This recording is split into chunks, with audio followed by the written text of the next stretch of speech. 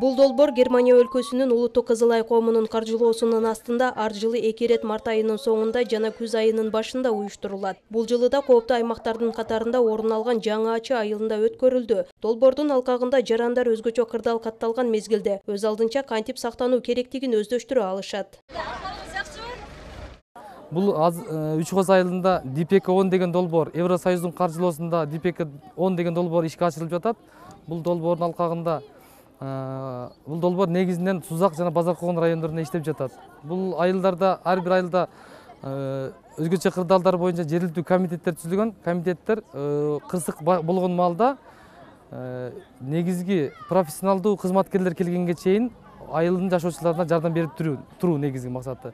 Уюштуруучулардын билдирүүсүндө бул ирет Жаңы Ачы айыл аймагын тандап алуусунун себеби да жөн жайдан эмес. Анткени аталган жай кооптуу аймактардын баш сабында тургандыктан кайдыгер кароого мүмкүн эмес. Биздин мониторинг департаменти тарабынан корутундулар чыгарылган, атайын жашоого мүмкүн эмес деген жер. Ал жерлерде биздин адистер тарабынан түшүндүрүү иштери жүргүзүлүп жатат. Жергиликтүү өзүн башкаруу бийлик органдары тарабынан жүргүзүлүп жатат. Анан эми негизинен адамдык фактор экен, болот экен, чыкпай тургандары да бар. Түшүндүрүү иштерин алдын алуу жүргүзгөн учурда элибиздин арасында түшүнүп, өздөрү көчүп кетүүгө аракет кылып жатышат.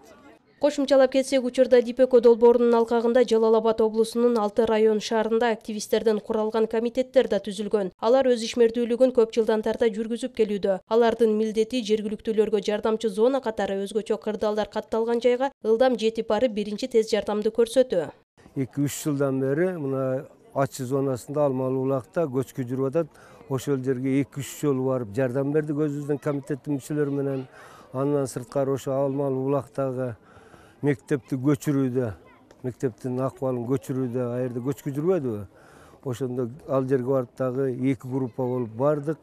Барып ал жерде ошо мектептин инвентарларын жана башка нерселерин көчүрүүгө жардам берип атат. Андан сырткары эске сала кетсек, Сузак районунда 2017-жылы 20 жер көчкү катталган. Кырсыктан 2 турак үй көчкүнүн алдында калган. Мында адам өмүрүнө зыян алып келген жагдайлар болгон эмес. Ал эми 2018-жылдын бул күнүнө чейин аймактарда көчкү катталган жок. Лидаза Камчыбекова, Байман Тургуналиев, Сузак району.